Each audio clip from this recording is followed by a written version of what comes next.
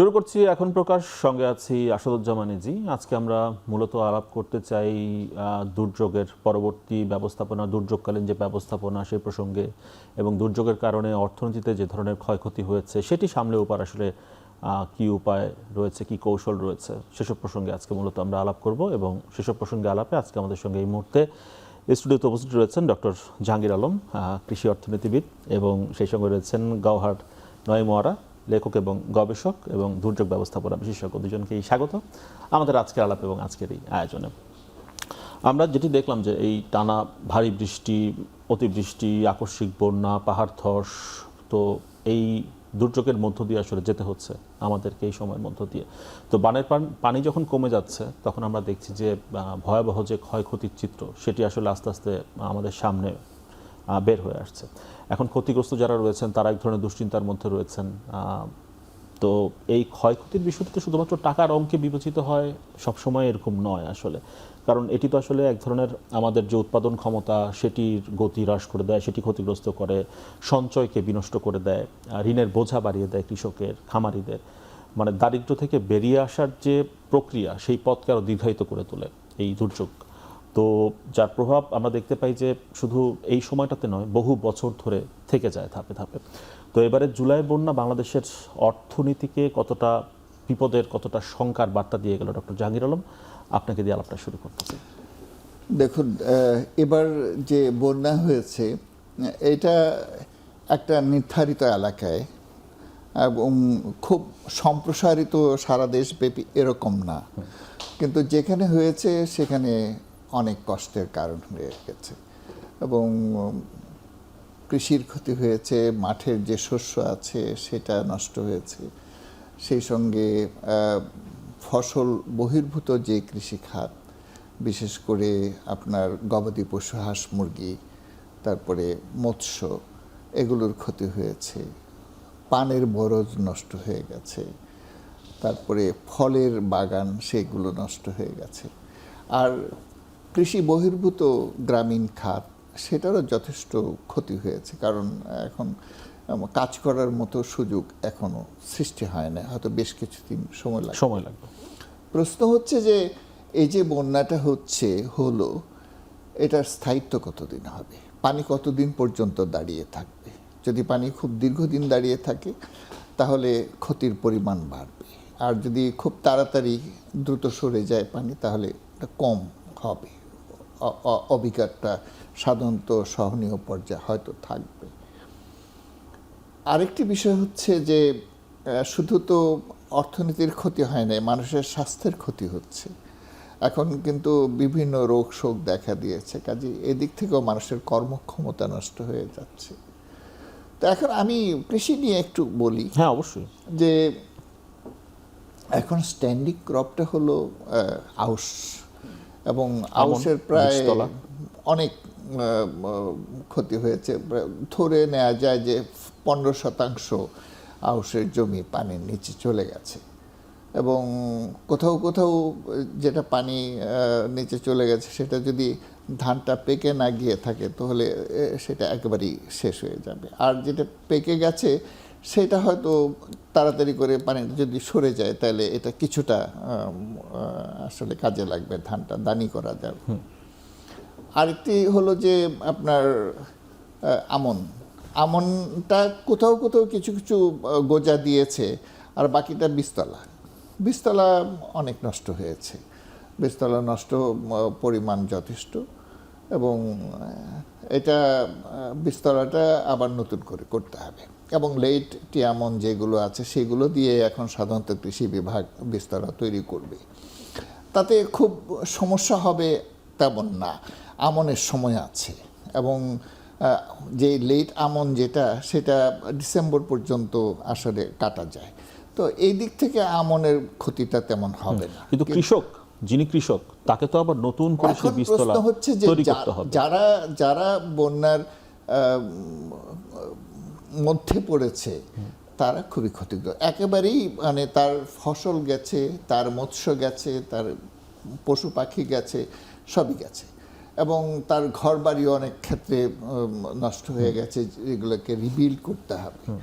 তা এখন আপনি যে পুনর্বাসনের কথা বললেন, যে এখন একটা জিনিস হলো, আমি অন্যান্য সময় দেখি সরকার সবসময় সবার আগে এগিয়ে যায়, এবং বর্তমান সরকারও সেখানে এগিয়ে গেছে সাহায্য নিয়ে।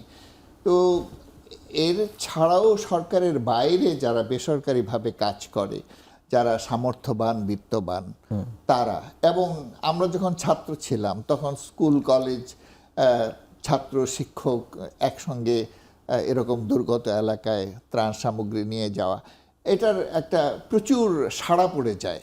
তো এটা হয়তো আরো বেশি সাড়া পড়তে পারে। আমি আসবো আপনার কাছে, ডক্টর জাহাঙ্গীর আলম। গহন নঈমর, আপনার কাছে আসতে চাই। মানে বন্যার কারণে তো আমরা শুনছিলাম ডক্টর জাহাঙ্গীরের কাছে যে কি পরিমাণ ক্ষয়ক্ষতি হয়েছে। তো এক ধরনের মানবিক সংকটের মধ্য দিয়ে যেতে হচ্ছে যারা বন্যার্ত যারা রয়েছেন। এই যে সংকটটা তৈরি হয়, মানে সেই ঝুঁকি আর সংকটটা আমরা এড়াতে পারি না কেন? মানে প্রতি বছরই কেন একই চিত্র? এবার যে ঘটনাটি ঘটলো, সামনের বছরও কি আমরা একই দৃশ্য দেখব, না তা থেকে বেরিয়ে আসার সুযোগ আপনি দেখেন? এটা আমরা ইচ্ছা করলে পারি আর কি, আমরা ইচ্ছাটা করি না কেন? আমাদের নিয়ত নাই, আর এটা তো আমাকে কোনো সময় টাচ করছে না। তো সেটা কারণ এবার বৃষ্টি যে বেশি হবে এটা আগে থেকে জানা ছিল। এল নিনোর প্রভাবে সারা দুনিয়ায় হচ্ছে, বাংলাদেশে আরো বেশি হবে সেটা বলেছিল, এবং আমাদের আবহাওয়া বিভাগ প্রায় নিশ্চিত করেই বলেছিল যে জুলাইয়ের কয় তারিখে কি ধরনের বৃষ্টি হবে। তো আমরা জানতাম তো সেগুলা। তারপরে কেন ক্ষয়ক্ষতি হলো? কারণ ক্ষয়ক্ষতি হয়তো 100% আমরা কমাতে পারতাম না, কিন্তু মানুষের অনেক ক্ষতি, বিশেষ করে পাহাড় ধসে মানুষের মৃত্যুটা আমরা খুব সহজে করতে পারতাম। কারণ এত বৃষ্টি হলে এই এলাকার পাহাড় নাজুক অবস্থা হবে, এটা পড়ে যাবে, এটা আমরা জানতাম। বড় ভাই, আপনি কি লক্ষ্য করেন যে যখন এই ঘটনাটি শুরু হয়, মানে প্রচুর বৃষ্টি যখন শুরু হয়, যখন পাহাড় ধস শুরু হয়ে যায়, তারপর দেখি আমরা মাইকিং করা শুরু হয়, তার আগ পর্যন্ত আসলে মানুষকে নিরাপদে সরিয়ে নেওয়া হয়? আমি বলছি যে ধরেন এটা তো এখন দেশে কোনো স্থানীয় সরকার নাই, এটা আমলাদের কাজ। আমলারা যে পারে না তা কিন্তু না। ধরেন আপনার আজ থেকে কয়েক বছর আগে চট্টগ্রামে যিনি ডিসি ছিলেন, উনি সকলকে ইভ্যাকুয়েট করে নিয়ে গেছিলেন, একজন প্রাণহানি হয়নি, প্রচুর বৃষ্টি হয়েছে। তার মানে এটা ওনারা ইচ্ছা করলে পারে, তাদের সে ক্ষমতা আছে, তাদের সেই ব্যবস্থাপনা আছে, তারা পারে। এখন একটা জিনিস আছে, আমাদের যারা আমলাতন্ত্রে আছে তারা কতটুকু প্রোঅ্যাক্টিভলি কাজ করছে এটা নিয়ে যথেষ্ট সন্দেহ আছে। নাকি তারা ইচ্ছা করে করছে না, নাকি তারা সংশয়ে ভুগছে, কি হবে? একটা সংশয় তো আছে। আপনি দেখেছেন এবার পুলিশের যে পরীক্ষা, এএসপি পরীক্ষায় লোক পাওয়া যাচ্ছে না, কেউ আসতে চায় না পরীক্ষা দিয়ে। এটা কোনোদিন বাংলাদেশে হয়েছে? হাজার হাজার বেকার, একটা ভালো চাকরি, মানে কোট অ্যান্ড কোট ভালো চাকরি, যেখানে বেতনের চেয়ে উপরি ভালো, সেই চাকরিতে মানুষ আসার ভরসা পাচ্ছে না। আর যারা আছে তারা কি শুধু সময় কাটাচ্ছে, নাকি কেউ প্রোঅ্যাক্টিভ হচ্ছে না? দু একজন ডিসি প্রোঅ্যাক্টিভ হয়েছে, তাদের আমরা দেখেছি কি অবস্থা, তাকে বদলেই করে দিচ্ছে জায়গা থেকে। তো সেটা কি তাদের সাহসের অভাব হচ্ছে নাকি? আরেকটা তো অবশ্যই কথা যে দুর্যোগ ব্যবস্থাপনার মূল কাণ্ডারি হচ্ছে লোকাল গভর্নমেন্ট। লোকাল গভর্নমেন্ট নাই। আমাদের দেশ স্বাধীনতার পরে একই অবস্থা হয়েছিল, তখন লোকাল গভর্নমেন্ট ছিল না। 69-এর গণ অভ্যুত্থানের সময় বিডি মেম্বারদেরকে তারা বাধ্য হয়ে গেছিল, তারা পালিয়ে গিয়েছিল, কেউ পদত্যাগ করেছে, ছিল না। যখন শত্রুমুক্ত হলো দেশ, তখন রিলিফ কারা করবে? স্থানীয় সরকার ছিল না, তখন একটা পার্টির ইউনিয়ন কমিটির লোকজনকে রিলিফ কমিটি বানানো হয়েছিল।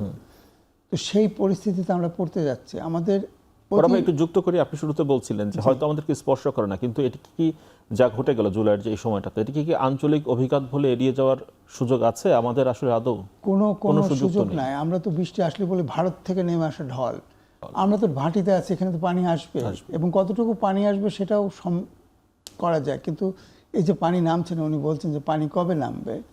পানি নামছে না, কারণ কি? কারণ হচ্ছে আমাদের সুইচ গেটগুলো দখল হয়ে আছে, এবং সুইচ গেটগুলো বন্ধ করে ওখানে মাছ চাষ করা হচ্ছে। ওইখানে এই বাংলাদেশ পরিবেশ আন্দোলনের লোকজন গিয়ে কিছু চেষ্টা করেছে, দু এক জায়গায় তারা পেরেছে, প্রশাসন তাদের সাথে যাচ্ছে, কিন্তু এটা হয়নি। এখন অমাবস্যা গতকাল ছিল, অমাবস্যার প্রভাব 18 তারিখ পর্যন্ত থাকবে। এরপরে হয়তো পানি নামবে। পানি মানে সাগর পানি না টানলে তো পানি নামার কোনো পথ নাই, আর আমি তো সুইচ গেট বন্ধ করে রেখেছি। সাগর হয়তো টানবে, আবার পূর্ণিমার সময় যদি বৃষ্টি হয় আবার এটা হবে। এগুলো কিন্তু সব অঙ্কের হিসাব, এর মধ্যে কোনো ভুল না। যে আমি যদি অমাবস্যার সময় বৃষ্টি হয় এবং সুইচ গেট বন্ধ থাকে, তাহলে পানি যে কি হবে এটা জানার জন্য তো আমার রকেট সায়েন্স জানার প্রয়োজন দরকার হয় না। নাই, এটা আমরা জানতাম। তো সেইটা হলো আমাদের মূল কথা। আমার এখন যখন আপনি বলছেন যে রিলিফ কিভাবে যাবে, এখানেও কিন্তু স্থানীয় সরকারের খুবই প্রয়োজন আছে। যদি স্থানীয় সরকার না থাকে, তাহলে এখন মেম্বার পার্লামেন্টে বসে বসে তারা আলাপ করছে। আমি দুদিন আগে শোনার চেষ্টা করছিলাম এই বন্যার সময় তারা কি আলাপ করছে। আমি ভেবেছিলাম তারা বন্যা নিয়েই আলাপ করবে। আলাপ হচ্ছে নাটোর, কাঁচাগোল্লা, বনলতা সেন। এখন পার্লামেন্ট স্থগিত করে তাদের নিজ নিজ এলাকায় যাওয়া উচিত, মানুষের পাশে দাঁড়ানো উচিত। মানুষের সাথে থাকলে মানুষ একটা সাহস পেত। এটি তো সামনের সময় ভোট ব্যাংক হিসেবেও কাজ করতে পারে, ভোটের রাজনীতি সেটা তো হিসেবেও কাজ ভোটের করতে পারে। রাজনীতিতে যথেষ্ট প্রভাব ফেলবে। কিন্তু মানে মানুষ থেকে যে আপনি বিচ্ছিন্ন নন, সেটিও তো একটি প্রমাণের জায়গা। এই সময়টা দুর্যোগে মানুষের পাশে দাঁড়ানো, পাশে তারা গেলে থাকা। পরিস্থিতি কি এটাও সরকার জানতে পারতো এবং সেইভাবে তারা অবশ্যই। তাদের ত্রাণ কার্যক্রম চালু করতে পারতো। সেটা তো তাহলে কি হচ্ছে না। ওরা ভাই, মানে ওই প্রশ্নটাই উত্তরটা জেনে আমি একটু ডক্টর জাহাঙ্গীরের কাছে যাব। তার মানে পরবর্তীতে আবারও, মানে আগামী বর্ষাতেও আমরা একই এই পরিস্থিতি দেখতে থাকবো, সেই সংখ্যা থেকেই যাচ্ছে আপনার? অবশ্যই অবশ্যই। এর থেকে আসলে বেরিয়ে হয়ে আসার বা এই অভিজ্ঞতা থেকে আমরা সামনের বছর যে প্রস্তুতি নিব বা এটিকে প্রতিরোধের বা এটিকে মোকাবেলার, সেই অবস্থা এখন আপনি দেখছেন না। যদি এই বিষয়টা আরো প্রশ্ন রয়েছে যদি তারা নিয়ত করে, তাহলে সম্ভব। তাহলে সম্ভব। এটা এক বছর এবং সেই অনেক সঙ্গে সময়। আরেকটি জিনিস আপনি অ্যাড্রেস করলেন, সেটা হচ্ছে স্থানীয় সরকার। স্থানীয় সরকার আমার বেড়িবাঁধগুলো পরিষ্কার করে রাখা এবং সেই সাথে আমার সুইচ গেটগুলো সুইচ নিয়ে আপনার প্রশ্ন রয়েছে, আমি আসবো আপনার কাছে ডক্টর জাহাঙ্গীর, আসতে চাই। মানে এই যে বন্যা যখন হয়, তখন তো আমরা এই বন্যাকে একটি জরুরি অবস্থা বলে আসলে বিবেচনা হিসাবে দেখি। মানে ত্রাণ, উদ্ধার, পুনর্বাসন, এই প্রক্রিয়ার মধ্যে আমরা ফেলে দিই বন্যাকে আসলে। কিন্তু এই জলবায়ু পরিবর্তনের কারণে বা মানব সৃষ্ট যে পদক্ষেপগুলো রয়েছে, ওয়ারা ভাই যেটি বলছিলেন স্লুইস গেট বন্ধ করে রাখা, মানে এটি তো আমরা দেখতেই পাচ্ছি যে এটি একটি আবর্তক পর্যায়ের অর্থনৈতিক ঝুঁকি। এবং ওয়ারা ভাইয়ের যে শঙ্কা, সেটা হচ্ছে যদি প্রপার অ্যাড্রেস না করা হয়, যদি নিয়ত না থাকে, তাহলে আবারও এই একই ঘটনা ঘটতে পারে। তো মানে এই ঝুঁকিকে কি আমরা আমাদের যে উন্নয়ন পরিকল্পনা, সেটির কেন্দ্রীয় বা মূল উপাদান হিসাবে বিবেচনা করতে পারি? না করলে তো একই ক্ষতির পুনরাবৃত্তি বারবার হবে আমি অর্থনীতিতে। চট্টগ্রামের কথা একটু পরে আসছি। ঢাকায় এবার কি হয়েছে, এই কয়দিন ধরে কি হয়েছে, সেটা তো মনে হয়েছে ঢাকার রাজপথ নদী হয়ে গেছে। তো ঢাকায় যদি এরকম অবস্থা হয়, তাহলে চট্টগ্রামের অবস্থা কত বেশি হয়েছে। ভয়াবহ। আজকে সকালবেলা একটা টেলিভিশনে আমি আলাপ করছিলাম, ওনারা ওখানকার স্থানীয় মানুষের কিছু কথাবার্তা দিয়েছে। তারা বলছে যে হাহাকার, ত্রাণের জন্য হাহাকার, মানুষ ছুটে যাচ্ছে। তো এটা তো সারা দেশব্যাপী এই সমস্যাটা হয় নাই, স্থানীয় সমস্যা হয়েছে।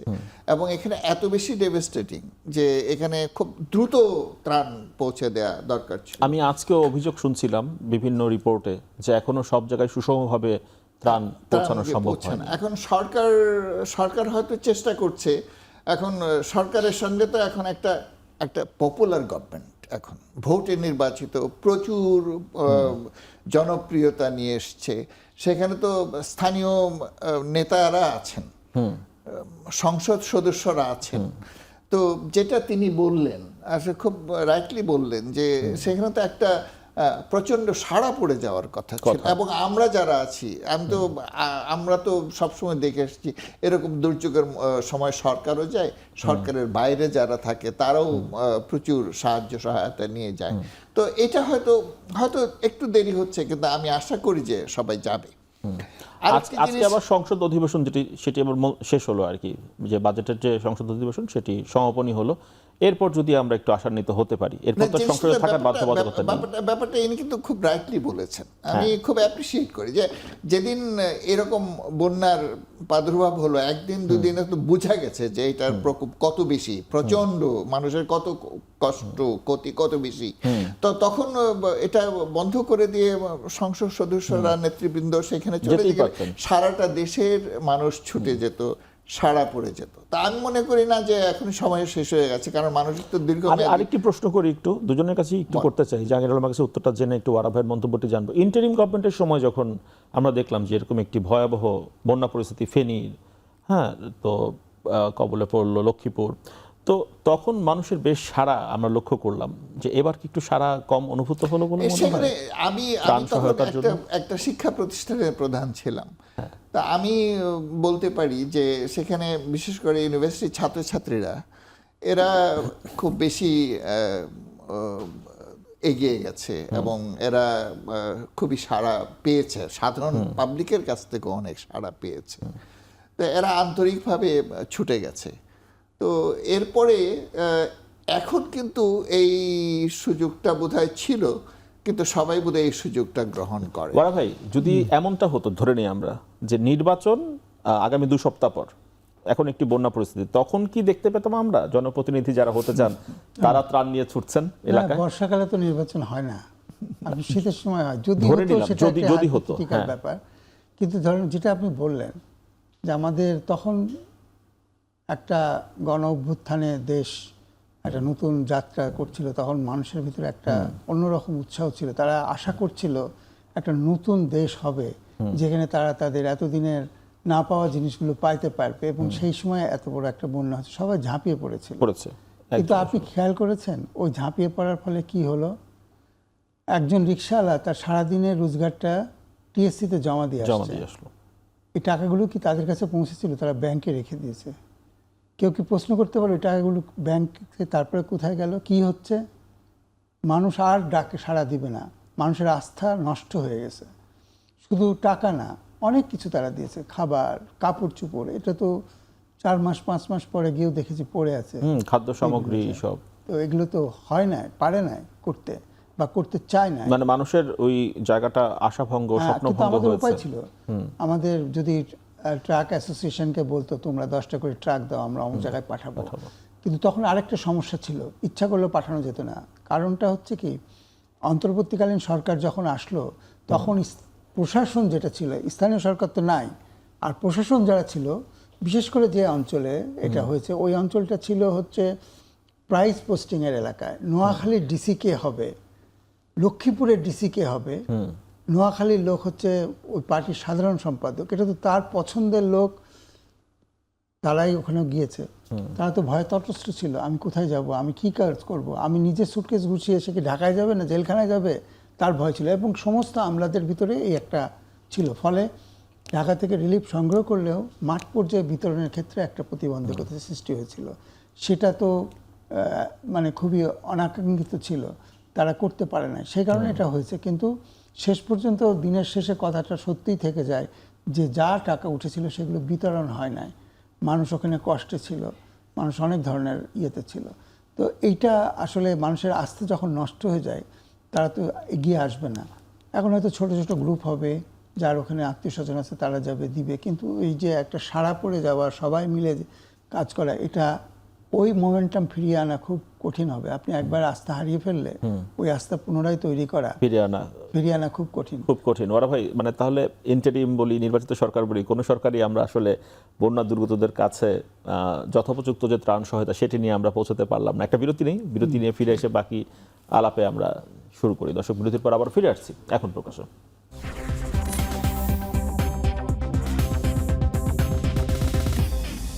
আমরা আলাপ করছি দুর্যোগের অর্থনীতি প্রসঙ্গে। ডক্টর জাহাঙ্গীর আলম, যে প্রসঙ্গে আলাপ বিরতিতে গিয়েছিলাম সেটি ধরে একটি প্রশ্ন করে অন্য প্রসঙ্গে যাব।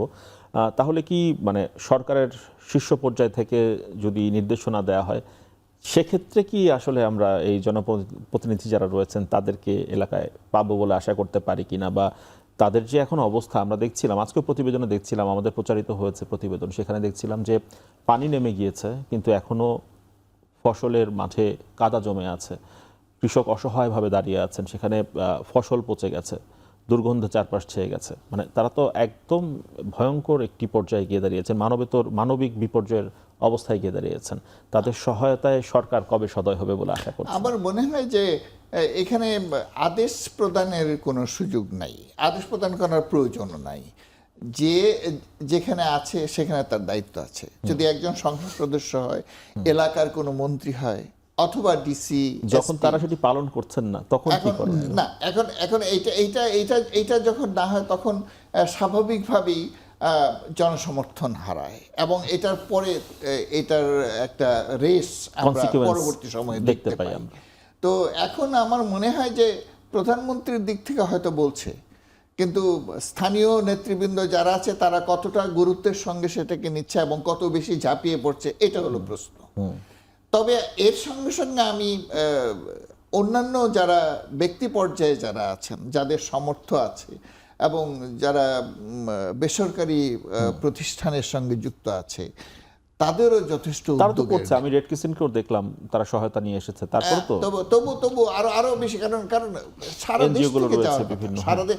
আরেকটা জিনিস আমি আপনাকে বলি, দেখেন বন্যার সময় কিন্তু চলে যায় নাই। আমরা দেখছি যে উত্তর পূর্বাঞ্চলে কিছু কিছু বন্যার লক্ষণ দেখা যাচ্ছে, তারপরে আপনার উত্তরাঞ্চলে তিস্তা অববাহিত এলাকায় একেবারে অগাস্টের মাঝামাঝি কিংবা তারপরেও কিন্তু বন্যার সমস্যা হতে পারে এবং প্রচণ্ড বন্যা হতে আমরা দেখেছি। এবং তখন আমন ধানটা একবারই তলিয়ে যায়, আমন ধানটা পুরোপুরি নষ্ট হয়ে যায় এবং তখন দেখা যায় যে উত্তরাঞ্চল, মধ্যাঞ্চল, দক্ষিণাঞ্চল, উত্তর পূর্বাঞ্চল সব অঞ্চলই বন্যা কবলিত হয়ে যায়। তো এই সম্ভাবনা কিন্তু এবার উড়িয়ে দেওয়া যায় না। সুতরাং শঙ্কা সামনেও রয়েছে। আমি আসবো আপনার এবং কাছে। এর জন্য আমাদের সতর্কতা। উনি বলতেছিলেন যে আমাদের যদি সচেতনতা থাকতো হয়তো অনেক ক্ষয়ক্ষতি। হ্যাঁ, পূর্বাভাস ছিল, ওয়ারা ভাই বলছিলেন। ওয়ারা ভাই মানে আপনার কাছে আসতে চাই। কিন্তু সেটা তো হয় না, মানে সেটা হয় না। এতগুলো মানুষ কেন হ্যাঁ, মারা সেটা গেল? নিয়ে প্রশ্ন রয়েছে, আমি আসবো আপনার কাছে। ওয়ারা ভাই আপনার কাছে আসতে চাই। মানে জুলাইয়ের যে বন্যা, সেটা একটি কঠিন সত্যের মুখোমুখি দাঁড় করিয়ে দিল আমাদেরকে। মানে বাংলাদেশের অর্থনীতি তো বড় হচ্ছে, অন্তত কাগজে কলমে তো বড় হচ্ছে, সেটি আমরা দেখতেই পাই, কিন্তু মানে অর্থনীতির ভিত্তির জায়গা থেকে এখনো পর্যাপ্তভাবে আমরা দেখতে পাচ্ছি না যে জলবায়ু সহনশীল অর্থনীতি বলে একটি অর্থনীতি রয়েছে। সেই জায়গাটি কেন হয়ে উঠতে পারছে না বাংলাদেশের অর্থনীতি? জলবায়ু সহনশীল অর্থনীতি আমরা কবে দেখব বাংলাদেশ? জলবায়ু অনেক পরের কথা, আমার দুর্যোগ সহনশীল অর্থনীতি সেটাই সেটা বলতে তো চাচ্ছি। হওয়া উচিত ছিল। সেটা বরঞ্চ আমরা উল্টাটা করছি। আজকে যে বান্দরবনের পাহাড় ধস, এটার কারণ খুব পরিষ্কার। আমি চট্টগ্রাম থেকে রেল লাইন টেনে নিয়ে গেলাম কক্সবাজারে, পাহাড় কেটে গাছপালা কেটে নদীর মুখগুলা বন্ধ করে, নদীর পানি যে আমাদের বান্দরবনের যে পানিটা এসে নদীতে মিশত, সেই রাস্তাগুলো সব বন্ধ হয়ে গেছে। সেগুলো আমি করতে পারলাম না। তো এটা তো আমি ডেকে নিয়ে আসছি, এটা তো একদম দাওয়াত করে নিয়ে আসা একটা বন্যা। আবার যদি হাওড়ের কথা ধরেন, হাওড়ে ঠিক একইভাবে আমি আমার শ্বশুরবাড়ি গাড়ি নিয়ে যাব বলে পাকা রাস্তা, মানে অল ওয়েদার অল সিজন রাস্তা বানিয়ে ফেলেছে। এখন বৃষ্টি হলেই সিলেটের মানুষ পানিতে ডুবে যায়। আবার যেহেতু পানি নামতে পারছে না, অষ্টগ্রামে বালু পড়ছে জায়গার পর জায়গা। যে অষ্টগ্রাম থেকে আমাদের পনির আসতো, ওটা বড় একটা জায়গা ছিল, ওখানে গরু ছাগল তার ঘাস পাবে না, ওখানে বালু পড়ে গেছে। গত 3-4 বছরে যে বালু পড়েছে আর পড়বে, তাতে তো ওটা ধ্বংস হয়ে যাবে। তা আমরা তো এখন জলবায়ু পরিবর্তনের দোষ দিচ্ছি, কিন্তু আসলে তো আমি এগুলোকে নষ্ট করছি। আমার যে এই যে ইন্টারভেনশনগুলা, এগুলো কতটুকু দুর্যোগ সহিষ্ণু হয়েছে, বা আমি দুর্যোগকে ভালনারেবিলিটি আমি বাড়াচ্ছি কি না, দুর্যোগ সহনশীল অবকাঠামোর দিকে আমরা না করে আছে কিনা ভাবছি কিনা, উল্টাটা হয়েছে। এবং উল্টার পর আমার ভালনারেবিলিটি বেড়ে গেছে। কিন্তু আপনি এটা নিয়ে কারোর কাছে প্রশ্ন করতে পারবেন না, কাউকে বলতে পারবেন না তুমি এটা কেন করলা, এটার ক্ষয়ক্ষতিটার দায়িত্ব কে নেবে। সেই জন্য আমাদের সবার আগে দরকার একটা দায়িত্বশীল জনপ্রতিনিধিত্বমূলক স্থানীয় সরকার, সেই সাথে আমাদের জাতীয় সরকারটাকেও একটু সেটার সাথে লিঙ্ক করতে হবে ভালো করে। এবং এই প্রশ্নটা আমি করতামই আপনাকে, যে মানে পাহাড়ে অবস্থিত একটি শহর বা পাহাড়ি এলাকার সেখানে এরকম দীর্ঘমেয়াদী জলাবদ্ধতা কি করে তৈরি হয় আসলে? সেটি তো অবকাঠামোজনিত এই অবহেলা ছাড়া তো আসলে কোনোভাবেই তৈরি হওয়ার কথা নয় এই অস্বাভাবিক পরিস্থিতি। সেখানে তো আমরা মানে আরো কিছু বিষয় দেখি যে পাহাড়ে আসলে আপনি কক্সবাজারের কথা ধরেন, নিচে সাগর, কক্সবাজারে কেন পানি জমে থাকবে? হ্যাঁ, এটা পয় নিষ্কাশন ব্যবস্থা একটা ভালো। আরেকটা হলো যে এটা থাকা। দ্বিতীয় যে জিনিসটা হলো, যেটা নিয়ে আমরা খুব কম আলোচনা করি, সেটা হচ্ছে যে মানুষ হিসেবে, ব্যক্তি হিসেবে আমারও তো কিছু দায়িত্ব আছে। আমি যেভাবে পলিথিন, যেভাবে নোংরা করে আমাদের ড্রেনগুলো বন্ধ করে দিচ্ছি, ঢাকার তো মূল কারণই হলো এটা। আমরা সমস্ত পানি বেরোনোর রাস্তাগুলো বন্ধ করে দিচ্ছি। হ্যাঁ, উচিত ছিল পৌরসভার বর্ষার আগে এগুলো সব ক্লিন করা, সেটা তারা করেনি। কিন্তু আমি তো ফেলছি, আমি এখনও ফেলছি। তো এইটা আপনি কীভাবে, আপনি ধানমন্ডি বলেন বা লালমাটিয়া বলেন বা মোহাম্মদপুর বলেন, এখানে যত উঁচু বিল্ডিং আছে সকলের পানিটা রাস্তায় এসে পড়ছে। এবং রাস্তা তো আর ড্রেন না, রাস্তা তো মানুষের যাওয়ার জন্য। এবং আমি কেন এটা ফেলবো? এবং এইটা কে বন্ধ করতে পারবে? এটা বন্ধ করতে পারবে আমাদের নির্বাচিত ওয়ার্ড কমিশনাররা। তাদেরকে যদি দায়িত্ব দেওয়া হয় তারা পারবে। তাদেরকে ইমিডিয়েটলি আমাদের মনে হচ্ছে যে এই ধরনের একটা ব্যবস্থাপনায় যাওয়া দরকার। খুব দ্রুত আগামী দুর্যোগের আগে আমাদের নভেম্বর মাসে যে জলোচ্ছ্বাসের সম্ভাবনা আছে, তখন একটা বড় দুর্যোগ হতে পারে। আমাদের এই বর্ষাটাও লিঙ্গার হতে পারে। সেটা তো আমাদের এখন পানিটা কমবে, কিন্তু পূর্ণিমার সময় আবার পানি বাড়বে। সেই সময় যদি বৃষ্টি হয় আবার হবে। এটা আমার অক্টোবর পর্যন্ত এটা সম্ভাবনা থাকছে। তো সেই কারণে আমাদের যত দ্রুত সম্ভব এই ব্যবস্থাপনার মধ্যে দিয়ে যাবো। আমি আসবো আবার ভাই আপনার কাছে। ডক্টর জাহাঙ্গীর আলম, মানে যে প্রসঙ্গে আলাপ করছিলেন আপনি একটু অবতারণা করেছিলেন প্রসঙ্গটি, সেটা হচ্ছে শহরে এই যে আমরা দেখতে পাচ্ছি যে বর্জ্য ব্যবস্থাপনা, আমরা ব্যক্তি পর্যায়ে আসলে এইভাবে রাস্তায় যেখানে সেখানে আসলে ফেলে দিচ্ছি, যা আসলে ড্রেনেজ লাইনকে বন্ধ করে দিচ্ছে, পানি নামতে পারছে না বৃষ্টির সময়। আরেকটি বিষয় এখানে যুক্ত করা যেতে পারে, অনেকে বলছেন সেটি, কংক্রিটের ঢালাই যখন দেয়া হচ্ছে বিভিন্ন কনস্ট্রাকশন এরিয়াতে, সেই যে তরল যে সিমেন্ট বা তরল যে কংক্রিট, সেটির ব্যাপারে আমরা উদাসীন। সেটিও আসলে ওই ড্রেনেজ লাইনে গিয়ে ড্রেনেজ লাইনের ভিতরে এক ধরনের প্রতিবন্ধকতা তৈরি করছে, যে কারণে পানি সহজে নামতে পারছে না। এখন আমরা তো জানি যে আসলে সরকার 20,000 কিলোমিটার খাল খননের ঘোষণা দিয়েছে। ঢাকা শহরের যে খাল, সেগুলো পুনরুদ্ধারের মাধ্যমে তো খানিকটা হলেও আসলে স্বস্তি দেওয়া যেতে পারে। শুনতেছি যে আমরা ঢাকার চারপাশে নদী পুনর্খনন করা হবে এবং যাতে করে খুব দ্রুত রয়েছে সেগুলো উদ্ধার করা, এগুলো চেষ্টা করা হবে। কিন্তু বর্জ্য ম্যানেজমেন্ট এত খারাপ, ঢাকায় খারাপ, আর যেখানে এখন বন্যা হয়েছে সেখানে আর কত খারাপ। আপনি রাস্তাঘাটের কথা চিন্তা করেন যে এই পুল কালভার্টগুলো ভেঙে গেছে। এমনিতেই গ্রামের রাস্তাঘাট সবসময় খারাপ থাকে। আপনি অনেক স্থানীয় সরকারের কথা বলছেন, স্থানীয় সরকার নির্বাচন হয়, বছরের পর বছর নতুন নেতারা আসে, কিন্তু স্থানীয় সরকারের যে অ্যালোকেশন এটা এত কম যে এটা কোনো কিছু করতে পারে না। একটা পুল বা একটা কালভার্ট যদি করতে 2-3 বছর ধরে এটার উপরে সময় চলে যায়। কাজে এক তো গ্রামীণ এলাকা, সেখানে কোনো উন্নয়ন কাজ খুব কম হয়, রাস্তাঘাটটা খুব কমই মেরামত করা হয়। আর এবারে দেখা গেছে যে প্রায় কালভার্ট আপনার ভেঙে গেছে, রাস্তাটা হয়তো মাঝখান থেকে অর্ধেক নাই। তো এই ধরনের একটা পরিবেশ সৃষ্টি হয়েছে মানুষের, এতে করে তো মানুষের যোগাযোগ বিঘ্নিত হচ্ছে।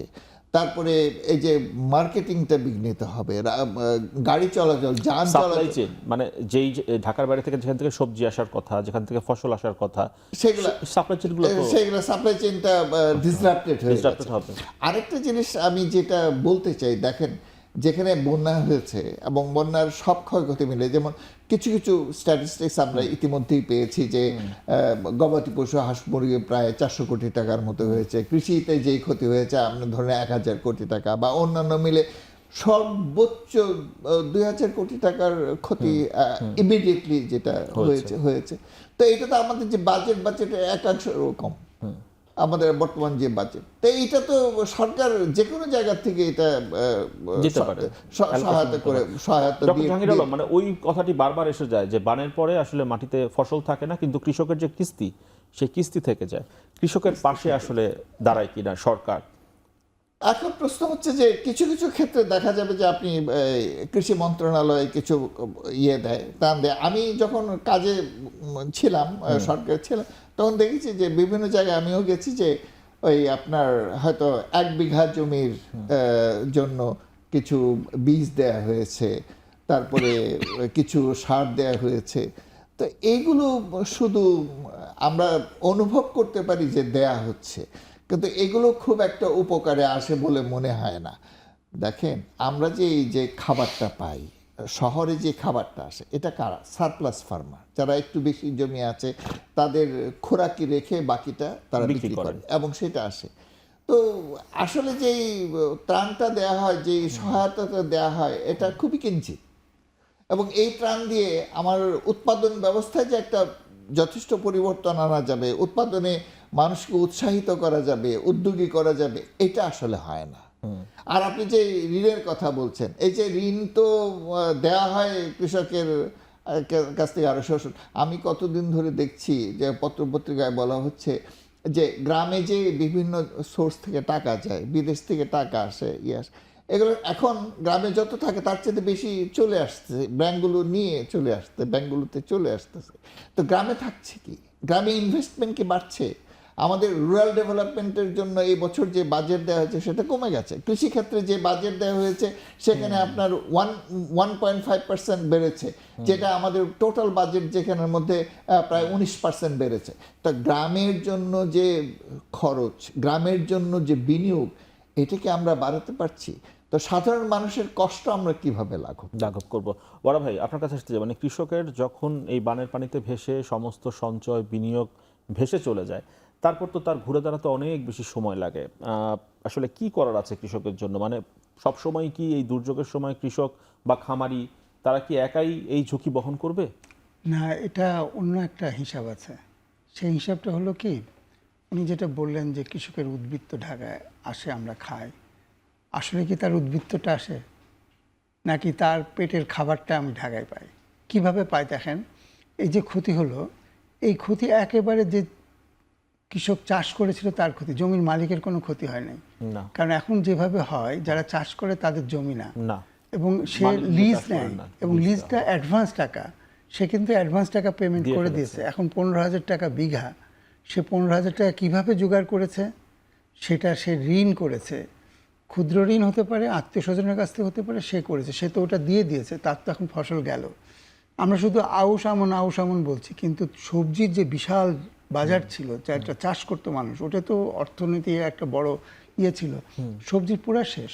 এবং তারা নতুন সবজি, এবার শীতের সবজি আসতেও দেরি হবে। অনেক জায়গায় বীজতলা শুরু করেছিল, এই আগস্টের পরেই তারা লাগাতো। আগাম যে কফিগুলো আসতো সেগুলো আসতে অনেক সময় লাগবে, বা বিশেষ করে ওই জায়গাগুলোতে। তো এই যে কৃষকটাকে মারছে, তাহলে আমাকে কি করতে হবে? এটা তাকে টাকা দিব? আমাকে আসলে ফেরত যেতে হবে তেভাগা ব্যবস্থাপনায়, যে জমি ফসল উঠবে, তারপর 3টা ভাগ হবে, মালিক 1 ভাগ পাবে, যে ইনপুট দিয়েছে সে 1 ভাগ পাবে, এবং যে চাষ করছে সে 1 ভাগ পাবে। যদি যে চাষ করছে সে ইনপুট দেয়, তাহলে সে 2 ভাগ পাবে।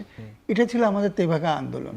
এই তেভাগার থেকে আমরা এখন বেরিয়ে এসে আমরা যে অ্যাডভান্স অগ্রিম টাকা নিয়ে যেটা করছি, সেটা তো ঠিকই। আমার রুরালে আপনি টাকা দিচ্ছেন, ক্ষুদ্র ঋণ দিচ্ছেন, কৃষক পাচ্ছে, ওই টাকা তো আমি ঢাকায় চলে আসছে, কারণ আমার জমি ওখান থেকে নিয়েছে।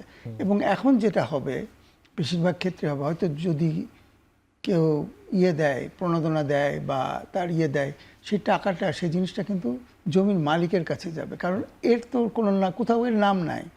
এই যে জমি চাষ করতো সেটা তো নাই, সেই জমির মালিক আবার নতুন করে অন্য কাউকে লিজ দিয়ে দিবে টাকা পেয়ে। হ্যাঁ, তো এটা যদি হয়, তাহলে আমার তো বন্যা টন্যা বাদ দেন, আপনি তো পুরা ব্যবস্থাপনাটা একটা নতুন পরিবর্তন আনতে হবে। সেই পরিবর্তনের পরে কি হয়, এখন যে খাবারটা উঠে, সে যে 15,000 টাকা, তারপর সে ঋণ ফসল বেচে সেটা শোধ দেবে, তারপর তার যা থাকবে সেটা সে বিক্রি করে দেবে। আপনারা বিশ্বাস করতে পারবেন না, কৃষকরা না খেয়ে থাকছে। অনেক কৃষক একবেলা খায়, সে অন্য খাবার খেয়ে তার জীবন কাটায়, কারণ তার তো উদ্বৃত্ত নাই কিছু, সে যেটা পাচ্ছে সেটাই তাকে বেচে দিতে হচ্ছে। এরকম একটা পরিস্থিতিতে গ্রামের মানুষকে আপনি বাঁচাবেন কিভাবে? আমার সিস্টেমে একটা চেঞ্জ আনতে হবে, কেউ যেন অ্যাডভান্স টাকা না নিতে পারে। ডক্টর জাহাঙ্গীর, এই প্রস্তাবটি কেমন হতে পারে? তাহলে তো রিস্ক ম্যানেজমেন্টই মানে একক কারোর উপর আরোপিত থাকলো না, সবার মধ্যে আসলে ভাগ হয়ে গেল। সিস্টেম তখন জনসমর্থন ছিল। আজকেও তেভাগা সিস্টেমের যে আবেদনের সেটা চলে যায় নাই, সেটা ফিরে আসতে পারে এবং মানুষ সেটা নিয়ে ভাবতে পারে। তবে এখন একটা জিনিস কি দেখেন, এখন তো আমরা একটু পুঁজির সঞ্চার হচ্ছে কৃষিতে, আধুনিক চাষাবাদ হচ্ছে এবং যন্ত্রায়ন আসছে, তো টেকনোলজির ডেভেলপমেন্ট হচ্ছে, সেখানে অনেক পুঁজি বিনিয়োগ করতে হচ্ছে। এই ক্ষেত্রে এক শ্রেণীর পুঁজিবাদী কৃষক গড়ে উঠছে, লেখাপড়া করছে, লেখাপড়া করে গিয়ে ওখানে ট্রাক্টর কিনছে, পাওয়ার টিলার করছে ইত্যাদি দিয়ে আপনার হারভেস্টার কেনাকাটা করছে, করে টোরে এখানে বেশ জমি জমা চাষাবাদ করছে। আবার কিছু কিছু বড় বড় কোম্পানি আছে, তারাও এখানে জমি লিজ নিচ্ছে এবং করছে। তো এখানে কি হচ্ছে যে আমাদের যে ছোট কৃষক, এই ছোট কৃষকের এখন সংখ্যা হলো ঝুঁকির মধ্যে পড়ে যাচ্ছে, 92% ছোট কৃষক। তো এদের অবস্থাটা খুব খারাপ হয়ে যাচ্ছে দিনের পর দিন। হ্যাঁ ওয়ার ভাই, মানে একটা বিষয় সেটা হচ্ছে যে মানে এই যে আসলে যে বিষয় রাষ্ট্র সমর্থিত আসলে বীমা, মানে কৃষি বীমা, শস্য বীমা, এটি খুব কি আপনি দেখেন আমাদের দেশে এগুলো কি ফাংশনাল হতে পারে, যারা আসলে এই একক ঝুঁকি নিয়ে চাষাবাদ করছেন? ভারতে তো বেশ জনপ্রিয়। না, আমাদের এখানে ছোট ছোট এনজিও বা দুই একটি প্রতিষ্ঠান চেষ্টা কৃষি বীমা করেছে। শস্য বীমা করে, কিন্তু এটি আমাদের এখানে খুব একটা মানে সফল হচ্ছে না, যে কারণে ঝুঁকিটা বেশি থেকে যাচ্ছে। একটা বিরতির সময় হয়ে গেছে বড় ভাই, Thank you. বিরতির পর ফিরে এসে উত্তরটা জানবো। দর্শক, বিরতির পর আবারও ফিরছি এখন প্রকাশ।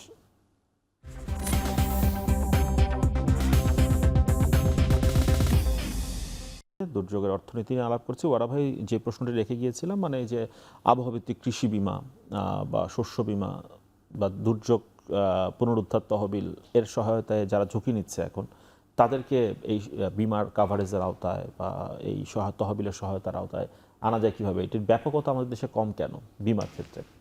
আপনি যেটা বলছিলেন যে ভারতে হয়, এখানে হয় না কেন? ভারতের বাস্তবতার আমাদের বাস্তবতার মধ্যে অনেক পার্থক্য, আকাশ পাতাল তফাৎ।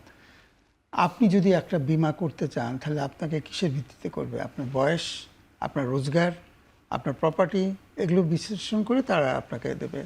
একটা রাস্তার মানুষ, গরিব মানুষকে তো কেউ বিমার মধ্যে আনবে না। কৃষকের অবস্থা হচ্ছে সেই, তার তো জমি নাই, সে অন্য জমি লিজ নেই, কিসের ভিত্তিতে তাকে বিমার মধ্যে আনতে হবে? কাভারেজের আওতায়। তারপরে অনেকে চেষ্টা করেছে, পাইলট বিশেষ প্রকল্পে করে হচ্ছে কিছু অনেক কিছু জায়গায়। এনজিওরা পাইলট প্রজেক্ট ছোট করে করেছে। হচ্ছে।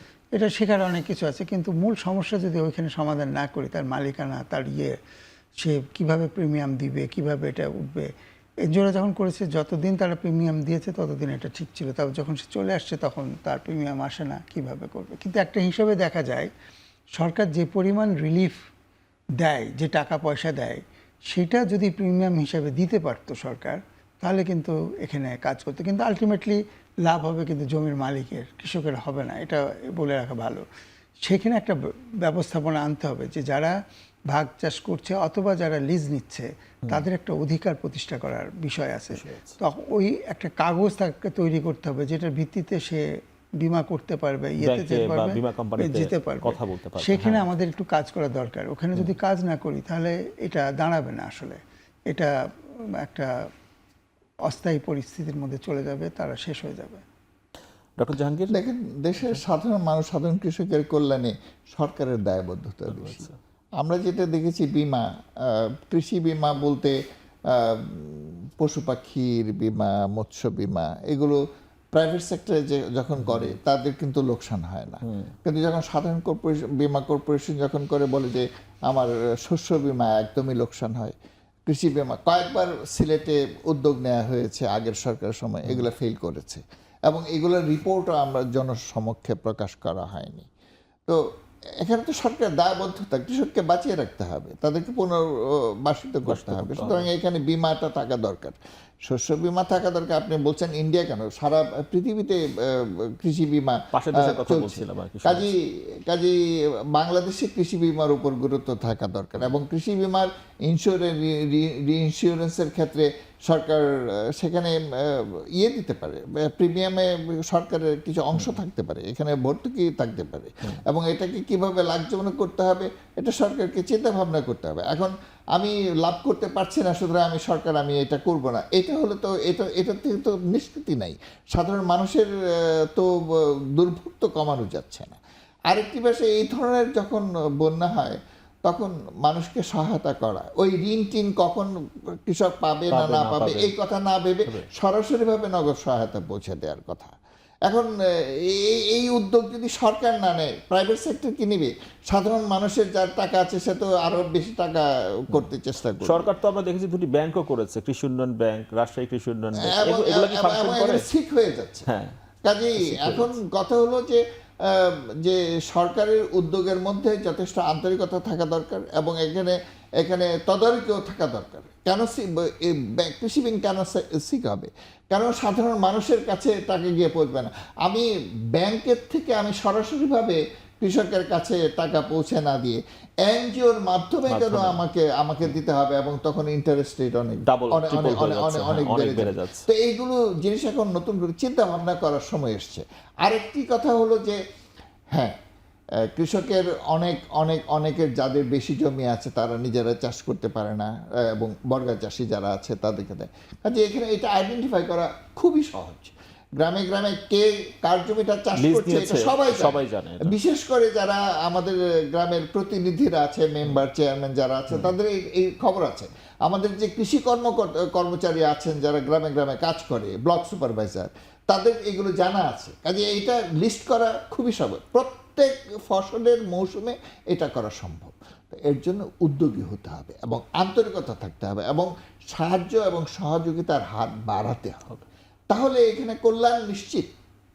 জি, আমি আসবো আবার আপনার কাছে। যে প্রসঙ্গে আলাপ করছিলাম আমরা, সেটি হচ্ছে যে এই যে মানে পানি না নামা, পানি স্থায়ী জলাবদ্ধতা, দীর্ঘমেয়াদী জলাবদ্ধতা, সে কারণে সংকট তৈরি হচ্ছে। আপনি বলছিলেন শুধু যে স্লুইস গেট বন্ধ করে রাখা হচ্ছে, মানে এই বিষয়টি কিভাবে নিয়ন্ত্রণে আনা যায়? মানে স্লুইস গেট বন্ধ করে রাখা, অনেক সময় দেখা যায় যে বন্যার যে পানি নামবে স্লুইস গেট পর্যন্ত পৌঁছাতেই পারছে না।